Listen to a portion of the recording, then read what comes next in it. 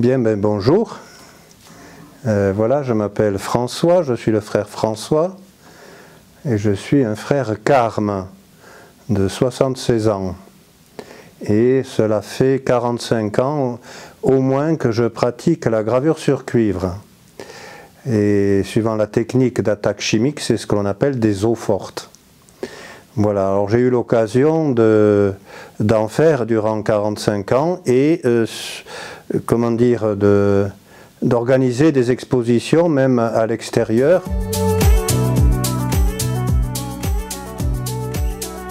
Le Carmel est un ordre contemplatif. Voilà, il est né au XIIe, XIIIe siècle sur le mont Carmel en Palestine, d'où le nom de Carme. Voilà, ensuite ils sont arrivés en Europe et au départ il n'y avait que des hommes, des carmes. Puis sous Louis XI et Charles le Téméraire, au XVe siècle, est apparue la branche féminine avec la bienheureuse Françoise d'Amboise, duchesse de Bretagne. Alors évidemment, ils voulaient la remarier pour les questions territoriales, et puis voilà, elle s'est faite carmélite, première carmélite. Et un siècle après, il y a eu la réforme en Espagne avec Sainte Thérèse d'Avila, et nous faisons partie, nous, des carmes réformés, comme les carmélites réformés par Sainte Thérèse, et puis pour la branche masculine, par Saint Jean de la Croix. Alors, quelle est la caractéristique du Carmel? C'est qu'il y a au Carmel, c'est une dimension contemplative qui fait référence au prophète Élie qui justement, à un moment de sa vie, a vécu sur le mont Carmel. Alors qu'est-ce qui caractérise Élie? À la fois il est poussé par Dieu au désert, grande solitude pour qu'il n'y ait plus que le Seigneur, et puis ensuite le Seigneur l'envoie prêcher vers les foules. Donc il y a cette rythmicité dans la branche masculine entre la vie de solitude et de prière et cette vie apostolique qui subsiste encore à l'heure actuelle, parce que par rapport à des prêtres diocésains, eh bien nous avons 2 heures de prière silencieuse tous les jours, 2 heures de prière silencieuse à laquelle il faut ajouter les offices. Donc avec les offices, je sais pas, on doit faire 4 heures par jour. Et puis donc l'activité de prédication. Puis les prédications, il faut du temps pour les préparer. On ne peut pas parler comme ça à vide.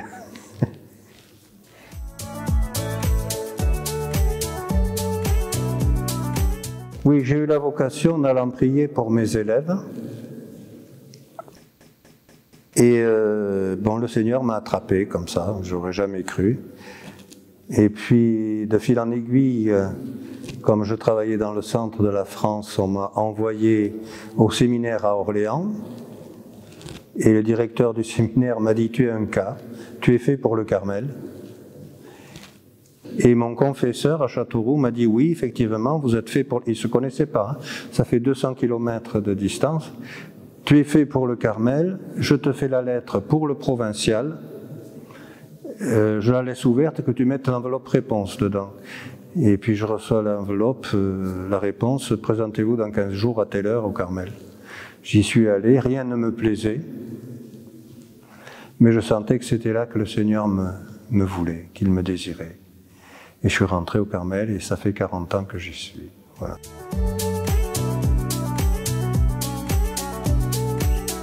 La propriété, vous avez vu que le Carmel a été réformé par Thérèse d'Avila, elle voulait toujours qu'au Carmel on soit peu nombreux de façon à ce que ça garde un caractère familial.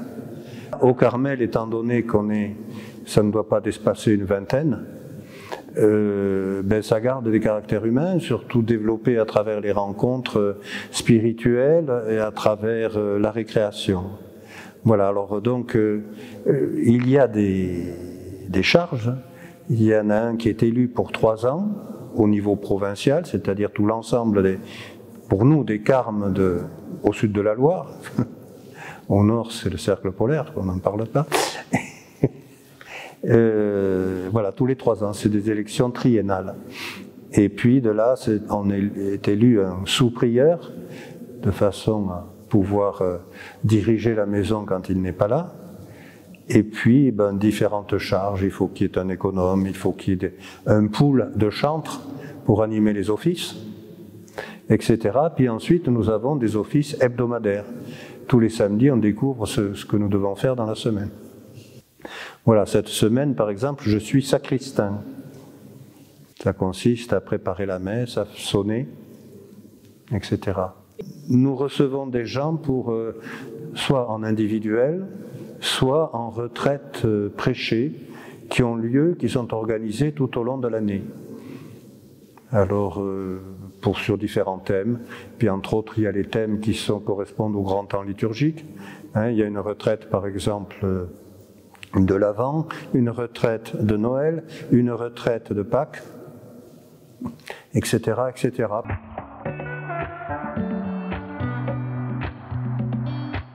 Alors nous entamons la journée avec 1 heure de prière, de 6h30 à 7h30, après le petit déjeuner. À 8h, nous avons le premier office, les laudes, qui est à cette heure-là ici, parce qu'on a beaucoup de retraitants, pour ne pas les obliger à se lever trop tôt. Ensuite, après les laudes, nous avons la lecture, la lectio. On lit la Bible et puis des auteurs spirituels. Puis ensuite, vers 9h, on rentre dans nos activités, soit préparer des conférences, soit recevoir des gens, soit prêcher, et puis soit une activité manuelle. À 11h30, nous avons la messe, qui est suivie du repas. Après le repas, on a une récréation, qui est une caractéristique du Carmel thérésien. C'est pour que les personnes qui sont là puissent apprendre à se connaître et à partager entre elles. Suite à quoi, nous avons un office qui est l'office du milieu du jour, comme son nom l'indique. Et puis ensuite, nous avons l'après-midi qui est libre devant nous, et pour travailler, etc. Puis, donc, nous réentamons les activités priantes par l'office des vêpres à 18h, qui est suivi d'1 heure de nouveau de prière silencieuse, toujours en communauté. Suite à quoi, nous avons le repas, la récréation du soir, et ensuite les complis. Ce qui veut dire, ça signifie que la journée est accomplie. Et vêpres, ça vient de Vénus. C'est l'heure où se lève la planète Vénus. C'est donc la prière du soir. Voilà. Suite au complis, ensuite nous avons un autre office qui est l'office des lectures ou l'office des vigiles, qui est un office assez long et que nous disons dans notre chapelle, non pas dans l'église ici, mais dans la chapelle, une chapelle privée. Et voilà, puis ensuite c'est l'extinction des feux.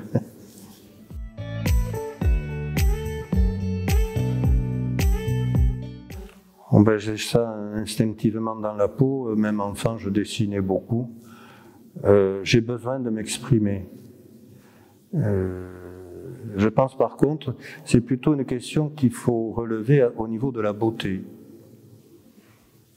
Les animaux ne savent pas qu'ils sont beaux. Il n'y a que l'homme qui révèle la beauté animale en les regardant, ou la beauté végétale. Une belle fleur, une fleur n'a pas conscience de sa beauté, etc. Et je pense que ça, c'est une spécificité humaine qui lui est donnée par Dieu. Dieu donne à l'homme la capacité de saisir et d'aimer la beauté. Et par exemple, si au Carmel, on prend Saint Jean de la Croix, et je l'ai vu chez d'autres saints encore, je lisais dernièrement chez Saint Grégoire de Nice, c'est tout à fait le début de l'Église, il parle encore de la beauté, non pas de la bonté de Dieu. Et chez Saint Jean de la Croix, allons-nous voir dans votre beauté sera la mienne. Donc plus on regarde vers Dieu, plus on regarde ce regard d'amour dans l'invisible, avec les yeux de chair et leur rétine, on n'y voit que dalle, eh bien, voilà, on est pris par cette beauté de Dieu, par tout ce qu'il fait, et on voit aussi la beauté à travers toute sa création.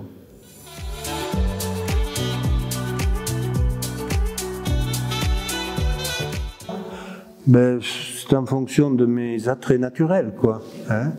Vous avez vu, j'aime beaucoup les oiseaux, j'aime beaucoup les insectes, j'aime beaucoup la montagne, j'aime beaucoup l'architecture, et puis beaucoup aussi les motifs géométriques et de la géométrie en 3 dimensions, hein, ce qui conduit à des espaces parfois déformés, comme des surfaces de Henneper, des rubans de Mobius, etc., etc. Je suis fasciné par l'espace, les 3 dimensions. Mais ce ne sont pas des sujets religieux, proprement dit.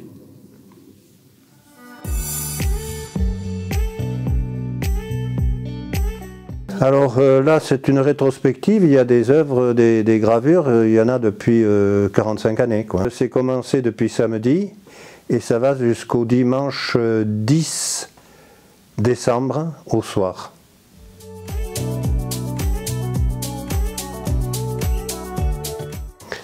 Alors, je suis passionné par la technique de la gravure, parce que ça demande beaucoup d'exigences. Vous l'avez compris, il faut entreprendre des choses à l'envers, puisque c'est de l'imprimerie. On ne peut pas se rattraper, parce que ce qui est gravé dans le métal est gravé. Ça demande aussi des précisions pour l'ancrage, pour le serrage de la presse, etc. Et j'aime beaucoup tout ce qui est traits, expression par des traits. Voulant aller plus loin, je me suis mis à faire de la gravure en couleur. Alors, ce que vous avez vu, eh bien, on reprend la plaque, on en fait une deuxième plaque, et ce qui fait que l'opération de gravage est multipliée par 2. Donc c'est 2 fois plus long. Si un tirage demande 20 à 30 minutes, si c'est en 2 plaques, il faudra entre 40 et 60 minutes pour en tirer une. Voilà, mais c'est passionnant, puis je me suis inventé des tours de main, des techniques pour que les 2 plaques soient bien superposées quand on opère les tirages. Voilà. Et puis, étant enfant, déjà, j'avais été impressionné par le graveur hollandais qui faisait plutôt des lithographies, Cornelius Escher, qui parfois fait la joie des mathématiciens. Hein, parce qu'il invente des choses toujours dans des espaces tordus, courbes, qui font la joie des matheux pointus.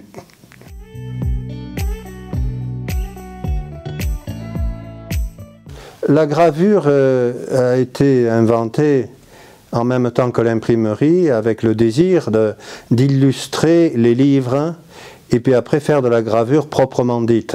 Hein. Alors comme c'est un procédé d'imprimerie, eh bien, il faut tout concevoir à l'envers. Alors, jadis, ça s'appelait la gravure sur cuivre, mais le cuivre est plus cher que les plaques de zinc, et pour moi, le zinc a un avantage énorme. Comme il est gris, on peut déjà préparer son dessin avec des feutres, des stylos feutres, avant de le recouvrir d'un vernis que l'on appelle du bitume de Judée. Et quand ce bitume de Judée est sec, avec un stylet, on fait son dessin. Et pour que ce dessin se retrouve en creux, on va attaquer ça justement à l'acide nitrique. Alors on retire ensuite de l'acide nitrique et on enlève on lave la plaque pour qu'il n'y ait plus d'acide dessus. On enlève le vernis et donc tout son motif se retrouve à l'envers et en creux. Et donc, voilà, par exemple, ici, vous avez la tour de la Citadelle à Rions, et puis la fontaine Charles VII. Voici la gravure à l'endroit. Donc la plaque à l'envers, vous voyez. Voilà, ancré, et ça va passer dans une presse à rouleau, comme un laminoir, et après on a la surprise de voir ce qui est apparu. Il y a beaucoup de loupés, hein. Un exemple ici aussi en 2 plaques d'oiseaux de chez nous. Le loriot que vous avez ici au moment des cerises. Le rôlier, magnifique rôlier qui ne se trouve qu'en Méditerranée. Et puis en montagne, on a ce magnifique ticodrome avec ses ailes grenat et noires.